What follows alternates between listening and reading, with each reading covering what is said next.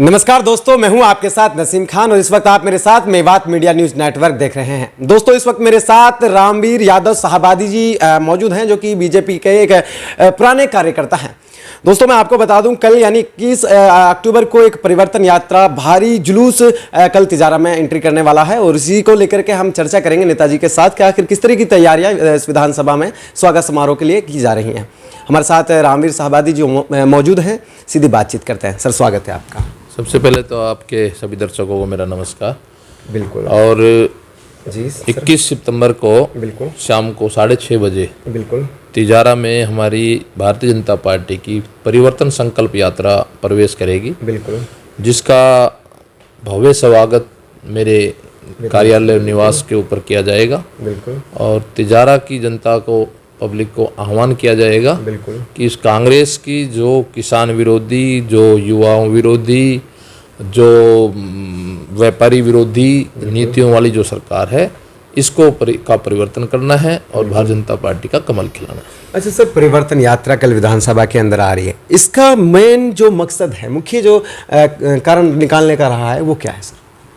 देखिए, भारतीय जनता पार्टी 2003 से हर चुनाव में एक यात्रा, पहले स्वराज संकल्प यात्रा आई थी, है ना।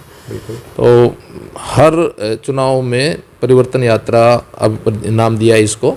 हर चुनाव में भारतीय जनता पार्टी कार्यकर्ताओं को, अंदर बड़े नेता आते हैं, कार्यकर्ताओं को अंदर ऊर्जा, अच्छा, तेजी से दौड़े और उनके अंदर उत्साह और मजबूत हो, इसको लेकर के कार्यकर्ताओं के बीच में यात्रा पहले से चलती आई है और अब की बार भी आ रही है। सर, मैं ये जानना चाह रहा हूँ कि जिस विधानसभा से यात्रा निकल कर आ रही है, उस विधानसभा में एक अलग ही रौनक देखने को मिल रही है।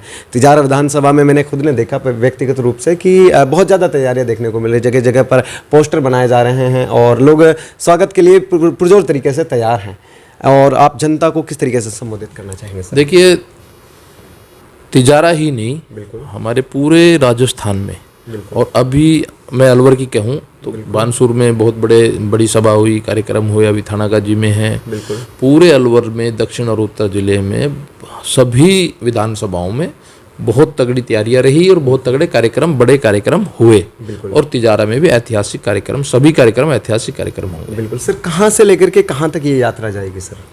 ये गोगामेड़ी से शुरू हुई थी। अच्छा। और गोगामेड़ी से शुरू होकर के इसका 22 तारीख को भिवाड़ी में उसमें बहरोड में समापन होगा। उसके बाद 25 सितंबर को प्रस्तावित है, नरेंद्र मोदी जी की जयपुर में सभा है।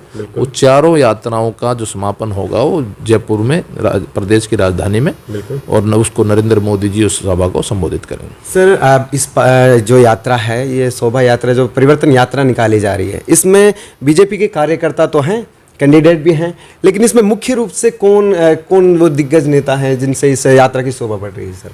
देखिए, सभी नेता अलग अलग जगहों पे जा रहे हैं।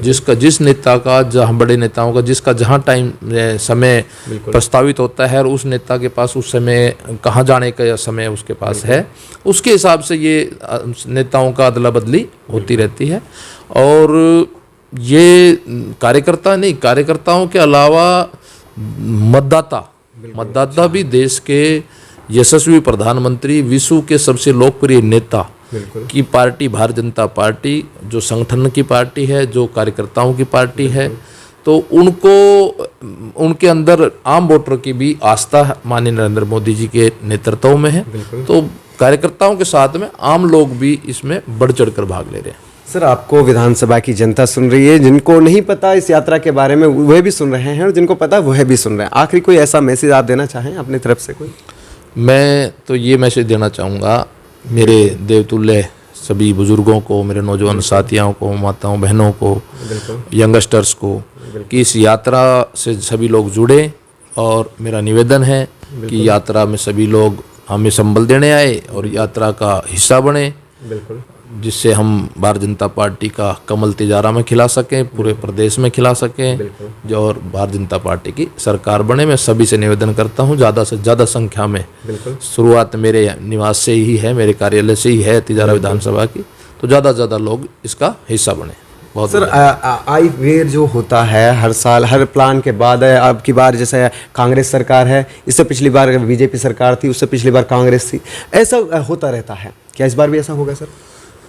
ये तो अब तो हो ही रहा है। बिल्कुल। और आप देखिए कि जब 2003 में भाजपा की सरकार बनी, बिल्कुल, उसके बाद 2008 की कांग्रेस की सरकार बनी, लेकिन उसका पूर्ण बहुमत नहीं था, आपको ध्यान होगा। उस समय कांग्रेस 100 का आंकड़ा नहीं छू पाई थी, भारतीय जनता पार्टी 78 विधानसभा जीती थी। बिल्कुल। लेकिन जब 2013 में जब चुनाव हुए तो कांग्रेस मात्र 21 पे सिमट गई थी। अच्छा। और भारतीय जनता पार्टी 163 पे जीती थी। बिल्कुल। 2018 में भाजपा की सरकार नहीं बनी, लेकिन पूर्ण बहुमत फिर भी कांग्रेस का नहीं आया। अच्छा। और हम 73 सीटों पे आए। तो भारतीय जनता पार्टी को 1,50,000, 1.5 लाख, 2 लाख वोटों का डिफरेंस रहा है दोनों जब सरकारें बनी है कांग्रेस की।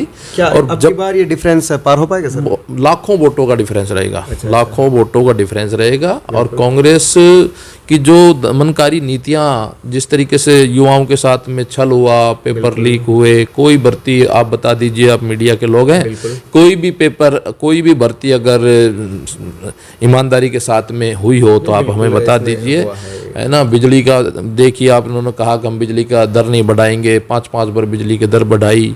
जिनको माफ़ी चाहूँगा 1 मिनट रोकने के लिए, जो गहलोत साहब हैं, माननीय जो मुख्यमंत्री है राजस्थान प्रदेश के, वो कहते हैं कि 500 रुपये में सिलेंडर हमने प्रोवाइड किया है लोगों को, और घर घर में हम स्मार्टफोन बांट रहे हैं। क्या कुछ कहना चाहेंगे सर? देखिए, 500 रुपये में सिलेंडर किसको मिल रहा है, पहले तो ये देखिए आप। किस घोषणा उन्होंने की है सर? ये घोषणा ही है, माननीय गहलोत जी की घोषणा है।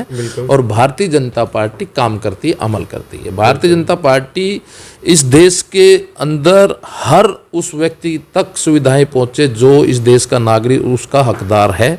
कांग्रेस सिर्फ और सिर्फ झूठी रेवड़ी का बहाना दिखाती है। जो जैसे रोजगारों को, बेरोजगारों को रोजगार भत्ता देने की बात थी, रोजगार देने की बात थी। आप मुझे बताइए ना, आपको कोई लोग मिले हों तो भाई हमें 3500 रुपये रोजगार भत्ता मिलता है, कोई मिला आज तक? नहीं मिला। तो ये सब कांग्रेस का तो सिर्फ कल्चर ही रहा है, झूठ बोल करके सत्ता में आना। और भारतीय जनता पार्टी जड़ धरातल की पार्टी है। बिल्कुल, ये काम करके दिखाती है, करके दिखाया है और करके दिखाती है और आगे भी करती रहेगी।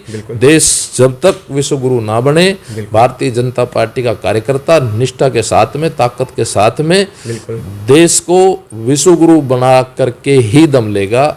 ये मैं पूरी तरीके से आश्वसित हूँ अपने भारतीय जनता पार्टी के कार्यकर्ताओं। सर, एक लास्ट सवाल मैं करना चाहूँगा, एक मिनट और लेना चाहूँगा आपकी।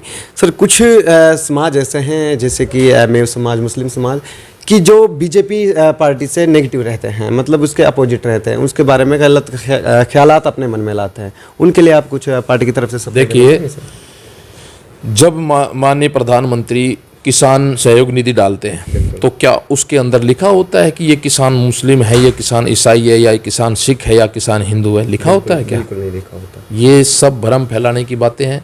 ये कांग्रेस की और अलग दलों की दी हुई, अपने खुद जन्म दी हुई चीज़ें हैं।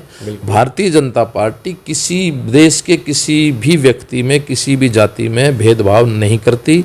समान रूप से माननीय नरेंद्र मोदी जी काम करते हैं, समान, क्योंकि देश समान रूप से काम करने से ही देश विकसित होएगा।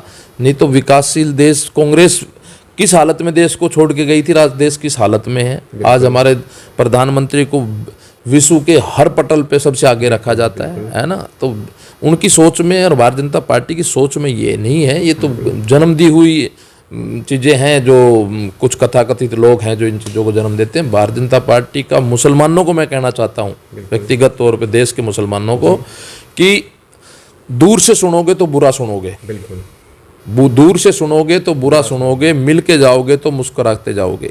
ये तय है। भारतीय जनता पार्टी जैसी पार्टी देश हित की, समाज हित की, सभी धर्मों के हित की पार्टी दूसरी कोई नहीं है। मुसलमान समाज को भी भाजपा से जुड़ना चाहिए। बिल्कुल सर, तमाम बातचीत के लिए बहुत बहुत शुक्रिया। धन्यवाद आप दोस्तों। ये थे हमारे साथ रामवीर यादव साहबादी जी, जिन्होंने अपनी पार्टी को लेकर के कुछ बातें आपके साथ शेयर की, जिसका मुझे लगता है कि आप कहीं ना कहीं संतुष्ट होंगे।